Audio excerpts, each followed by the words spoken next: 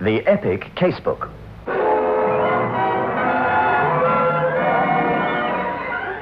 In which Inspector Carr investigates.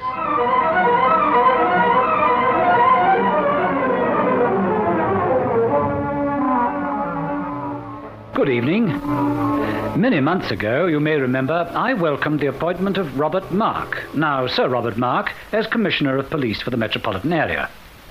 If you remember, I said that Mark, if I may call him that, would prove to be a new broom with steely bristles, as indeed he has. Sir Robert Mark did something unheard of in the annals of police work. He ended a long British tradition that the police always remain on the defence when criticised. For the first time in its history, the head of the largest police force in the United Kingdom went on television and for 45 minutes argued forcefully against the tendency to think that every time a policeman gives evidence against an accused, he does so with one object in view: to secure a conviction, never mind what. Well, the shrill reaction Mark provoked, the chorus of indignation evoked from certain lawyers and others, the outraged newspaper editorials would have led one to believe that while there were a number of black sheep among the police force, you'd never find one amongst the legal fraternity. I wouldn't have mentioned any of this were it not for my story tonight, which concerns the murder of a one-time lawyer. Let me tell you about it. I've called my story Switch On for Death.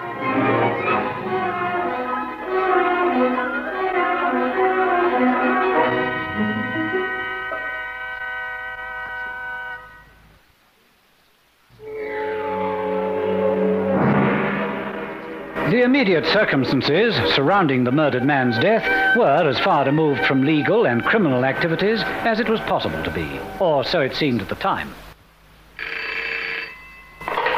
Carp? Operations here, Inspector. Yes, Ops. Calls just come through from the Toynbee mission in Whitechapel. Huh? One of their voluntary helpers, Mr. Charles Soames, has been found dead. The warden thinks it's murder. He dialed 999. Huh? He was found dead in a bath. It seems he was electrocuted. Electrocuted? You sure it was murder, not an accident? The warden seems to think it was murder. By the way, sir, he is a doctor. Dr. Ernest Tomlin. Thank you for your prompt response, Chief Inspector Carr. I feel, well, I've only known Soames for the last 8 months, and I feel his death a deep personal loss. Dr. Tomlin, are you sure it was murder? Well, Mr. Carr, if you come through to the ablution quarters, you'll see the justification for my suspicion. I haven't touched anything.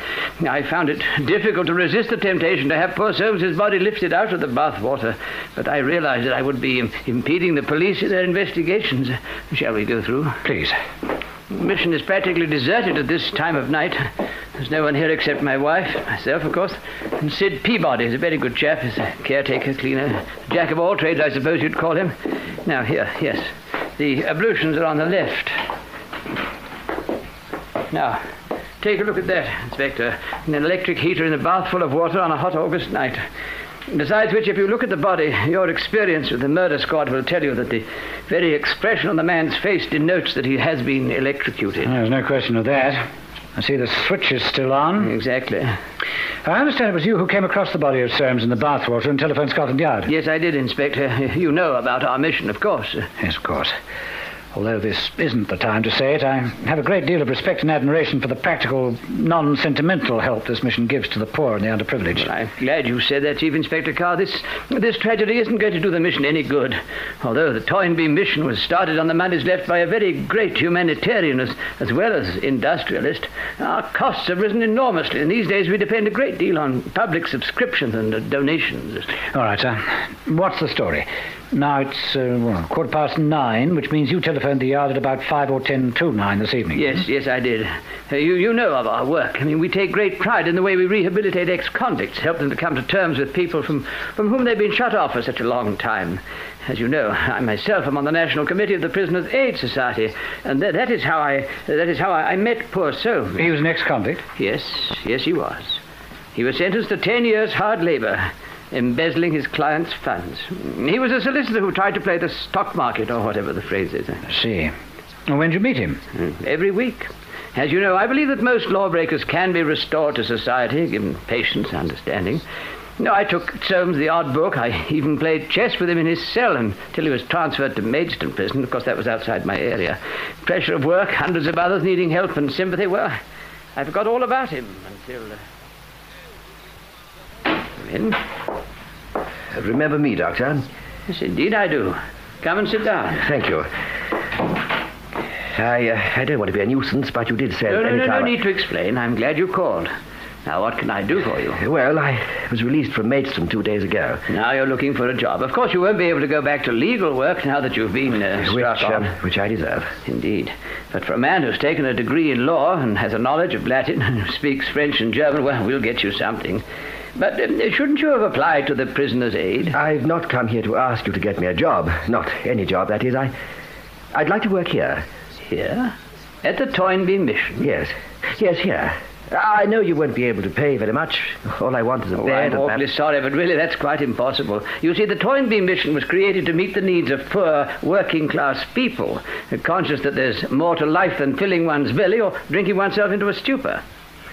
Our helpers are students and tutors who give of their free time to lecture or teach. All our help is voluntary, except Sidney Peabody, who acts as a janitor, night watchman, head cook and bottle washer. All the work is done voluntarily. Besides, hardly anyone in Whitechapel attending the mission has to go a long way before they can attempt the mysteries of law. I wasn't thinking of teaching them law, but helping them. 50% of those who go into jail do so because they don't understand the law. Forgive me, Dr. Tomlin. What's the good of teaching these people the glories of classical music or the finer points of English literature when they need to be told how to guard themselves against people like I used to be? If you open a free advice bureau, free legal advice, I'd be allowed to run it because I'm not pretending to be a solicitor, although you and I know that I'm as well versed in the finer points of law as most. That's a practical way to help the poor and the downtrodden. Yes, I agree with you. One can only do what one can. We just haven't got the money for that sort of thing. If you find me a bed here on the mission, that's all I want. A bed and a room. No food, just that. Yes, but how will you live? Leave that to me. I've had my lesson. I won't do anything crooked. I promise you. Now, that happened 8 months ago. And if ever a man proved himself, it was Soames. He obtained employment at Potter's, that's the bookseller's. I see, thank you. Now, it's quite obvious that someone threw the electric heater into the water, thereby electrocuting the man. Who? Who was here tonight who would be in a position to do this? I can't understand it. I was downstairs here alone. You came across the dead man at 10 to 9 this evening. Do any of the mission people stay behind after class? No, not to my knowledge, unless there's a special lecture on. No, we make a point of finishing our evening classes at 8:30. Now, most people around here have to get up very early in the morning to catch their trains and buses. Our classes are only of 1 hour duration, sometimes longer if those attending can get away from work early. What was on tonight? Mrs. McManus of the Adult Education Association was taking her class in elementary English. Now, I saw her off the premises, and I did all the others. How many others? Well, we do try to limit the size of the classes. There were 16 men and women. I make it a rule always to thank the lecturer and her students, and then I see them off the premises. Are you sure you saw them all off? Well, yes, reasonably sure. But what about Soames? What was he doing here? Oh, I'm sorry. I thought I made it clear. No, he lives here.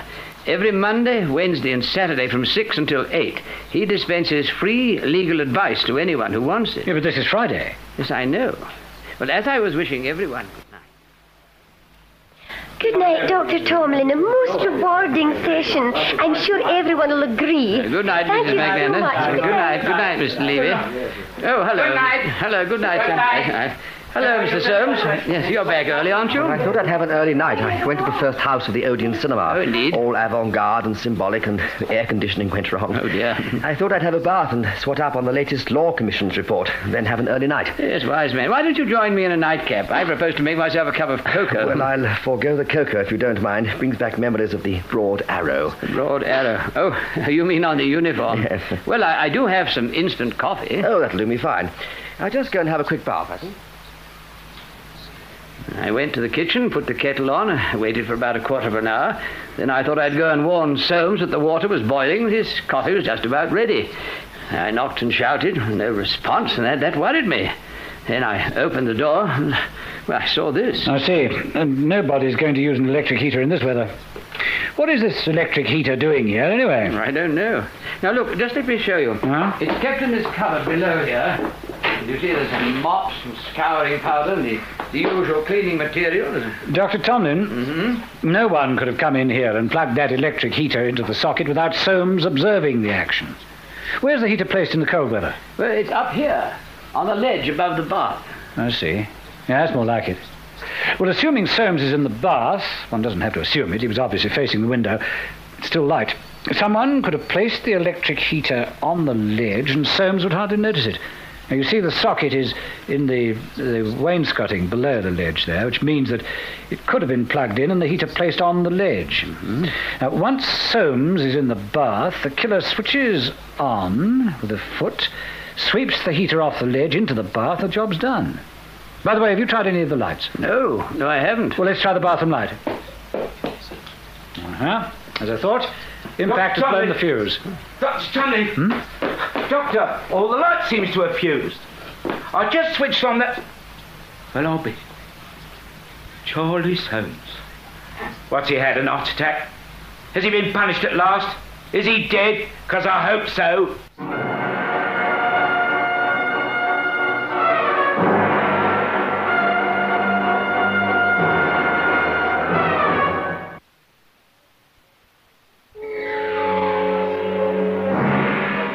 Sidney Peabody proved to be a large, heavily built man in his late 50s. There was no mistaking the bitter hatred and loathing as he gazed down at the naked corpse.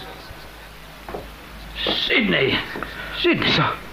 Sorry, Doctor, I shouldn't have let myself go like that. Was he taken bad? He's been murdered, Mr. Peabody. What? This is Chief Inspector Carr. I telephoned the police. Murdered? Where have you been the last hour, Mr. Peabody? Well, walking.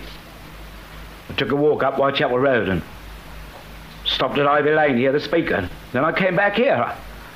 I went into the kitchen to make myself a cup of tea and the electricity wouldn't work. Well, I tried the light switch and that wouldn't come on. Look, I'm sorry about what I said. But Dr. Tomlin knows how I felt about Charles Soames. What did you feel about Charles Soames? That he ought to die, be electrocuted? I own the Duchess of York on the corner of St. Paul's Road. Charles Soames was my lawyer. He organised the sale of the property. It was going to be my pension. I was going to live on the proceeds. Then he does a bunk. What happens to me? I become destitute. I don't know what I've done if it hadn't been for Dr. Tomlin here. Well, I'll get you to make a full statement later, Mr. Peabody. Dr. Tomlin, I'd like to phone the yard, arrange for the body to be removed. Our own senior police surgeon will take a look at it. This is a large, rambling sort of house. How many rooms are there here? 12 all told. My wife and I occupy 3 rooms on the top floor. The second floor contains lecturing classrooms. And here on the ground floor is the main lecture hall, a kitchen, a small reception office. Now, this bathroom with ablution basins is another small room that uses a kind of study for anybody who wants to be alone. And there are 2 rooms down in the basement that Sidney Peabody occupies. I see. I take it you've got your own toilet facilities on the top floor. Yes, we've got a self-contained flat. And you, Mr. Peabody? Oh, I've got a small sitting room and a bedroom, but I use this bathroom. And did you attempt to use this bathroom within the last hour? I told you I wasn't here. I didn't do it. Now, please, Sidney, don't raise your voice. You're waking my wife. I thought I heard noises. What's the matter? What are you all doing in the bathroom? Please, now, don't come in, please, my dear. Let's go. What's happened? Who's in the bathroom? Why are you all looking so strange? Has someone tried to commit suicide or something? Well, please say something. I was hoping to have the... Oh, dear. How am I going to tell you? Mrs. Tomlin, my name is Chief Inspector Carr, New Scotland Yard. I'm here because your husband telephoned for assistance. Mr. Soames is dead. He's lying in the bath filled with water. He's been electrocuted. We think he's been murdered. Oh, no. Oh, not murdered. Well, suicide possibly, but not murder. She was about 30 years of age. A loosely wrapped dressing gown and a total absence of makeup seemed to enhance rather than diminish the woman's undoubted attractiveness. Even in the presence of death, I couldn't help wondering the kind of male magnetism Mrs. Tomlin found in a man that must have been twice her age. The 4 of us went into a room that obviously served as an office. May I use the telephone, Doctor? Yes, please do. Thank you.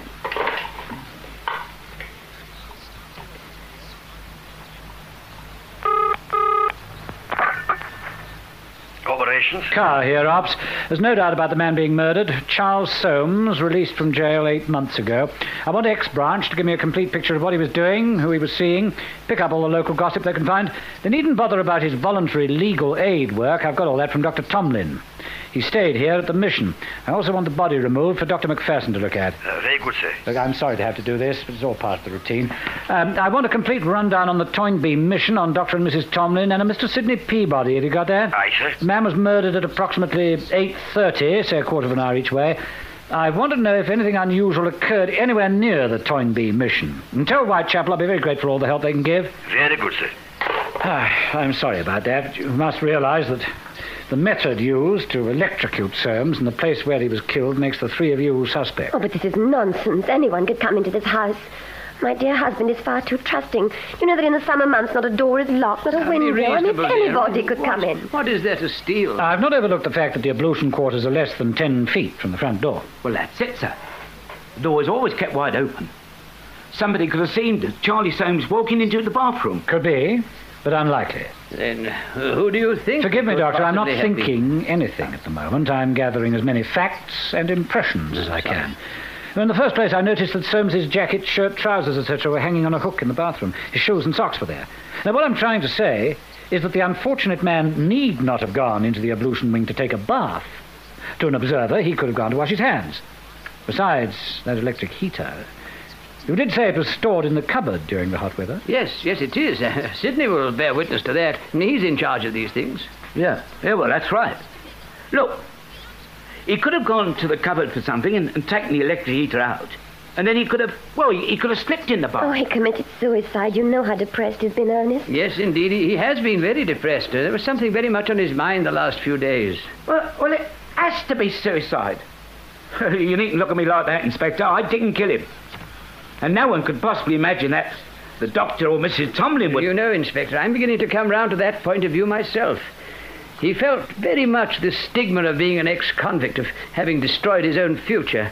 I don't think he could bear the thought that were he to take his own life, it would be another confession of failure. Yes, that's it. Yes. You saw the position of the bath. He could have taken the electric heater out of the cupboard and got into the bath. It would have been a simple matter for him to stretch out his left hand to reach the wainscoting where the plug was. Just a switch and he's dead. I should have thought of that in the first place. Let's examine this theory. Would he so arrange things so that his suicide looks like murder? Why the heater in the bath? Why the need to electrocute himself? I'll tell you why. Because he wanted it to look like murder. A crook like that... Now, please, steady, Sidney, steady. Since he came out of prison, he's done nothing but good for the community. Now, you were here, Doctor, on the ground floor, but you never suspected anything. There were no extraneous noises. You say you were making a cup of cocoa in the kitchen. Oh, darling, I didn't hear you. Why didn't you call me? I'd have made it for you. I didn't want to disturb you, my dear. I used the mission kitchen. And you were upstairs in the flat, Mrs. Tomlin? Yes. All evening? Yes. I heard all our people go. I had a headache, so I lay down and listened to a record of Bach. My wife is a great lover of classical music. Oh, that's why you didn't hear the arrival this evening. You had the music on. And you, Mr. Peabody, say that you were listening to some speaker. Was there anyone there that you know? Anyone who'd give you an alibi? No, there wasn't. Well, there was a large crowd listening to this bloke shoot his mouth off, but if there was anyone I know, I didn't see him. And the police ambulance outside. I must ask you all not to communicate with anyone about the murder. Naturally, we shall look for clues. Your mission house will be overrun with plainclothesmen, I fear, Doctor.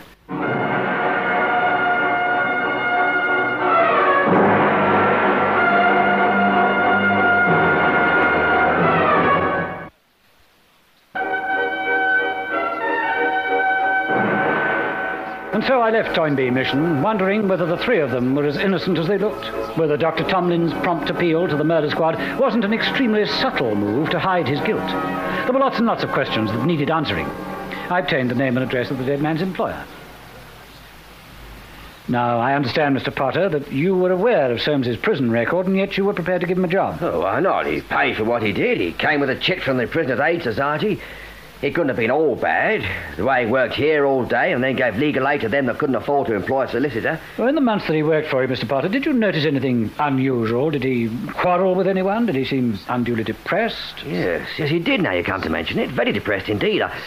I asked him if there was something on his mind only 2 days ago, and, well, he said he'd probably have to leave the district, give up the voluntary work at the mission. Did you ask him why? Yes, I did. Oh, he shut up like a clam. He didn't look so much depressed as worried. In fact, he went as far as to tell me that I ought to start looking for a new assistant. It's interesting, Mr. Potter, very interesting. Looking for a new assistant, eh? Doctor, did Soames give you the impression that he was likely to leave the mission? Leave the mission? No, I did not get that impression. I must confess, on at least 3 occasions he looked at me as though he was plucking up courage to say something of great importance.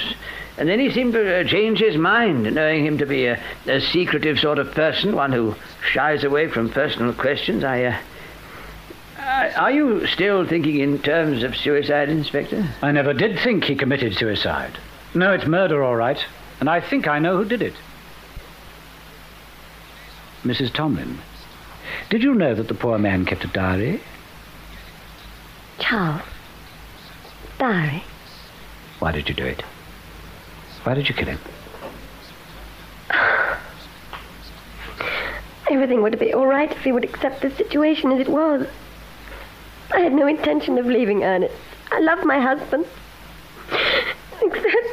Except that Soames was half his age. Handsome. What did Soames want? To tell your husband, marry you, take you away? Oh, the fool. Why couldn't he leave well alone? Suddenly getting all holier than thou, insisting my husband be told. I had to do it, don't you understand? I just had to. If Ernest had found out, he would have killed him. He's going to find out now. All right, Mrs. Tomlin, I'm charging you with murder. You'd better not say anything more until you've seen a solicitor. But his diary... There wasn't a diary. I merely asked you if you knew whether he kept a diary. You tricked me. You tricked me. I don't care what interpretation you put on it, Mrs. Tomlin. All I'm thinking of at the moment is that poor husband of yours. It's impossible to believe. I trusted him so. What am I saying? I trusted Janet with my life. I should never have come to the mission. I gave you the brutal facts, Doctor, because since I started the investigation, my respect for you has grown. Not only for the unselfish way you dedicate your life to others, but for the tremendous courage you've shown since your wife's been arrested. I suppose the husband is always the last to find out, and yet when Charles... Forgive me, Doctor, I believe that Soames was more sinned against than sinning. He came out of prison, where he'd been divorced from any female company. Yes, I know. Certain other incidents now spring to my mind. I've been a blind fool. You know that on my death, Janet would have inherited the entire Tomlin estate left to me by my father. And so she committed murder to keep me in ignorance of her... Don't say it, Doctor. There's no point in upsetting yourself unnecessarily. Strange that a woman of her intelligence should make such a foolish mistake. Mistake? What mistake? The only mistake Janet made was to marry me. When I was questioning you, old doctor, your wife said... Well, what was it? What was it that Mrs. Soames said which was to reveal her guilt? Not sure. And I'll be back to tell you.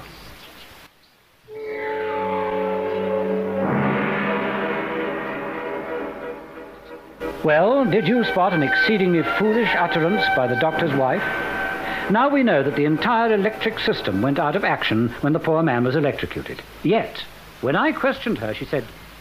I heard all our people go. I had a headache, so I lay down and listened to a record of Bach.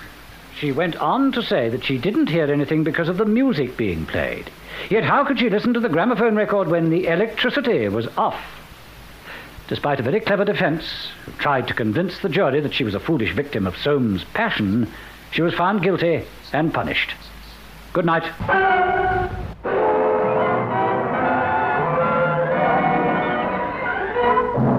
The epic Casebook was produced by Michael Silver with Hugh Ross as Inspector Carr. Listen again next Thursday night at 9:30 to another exciting story from our epic Casebook.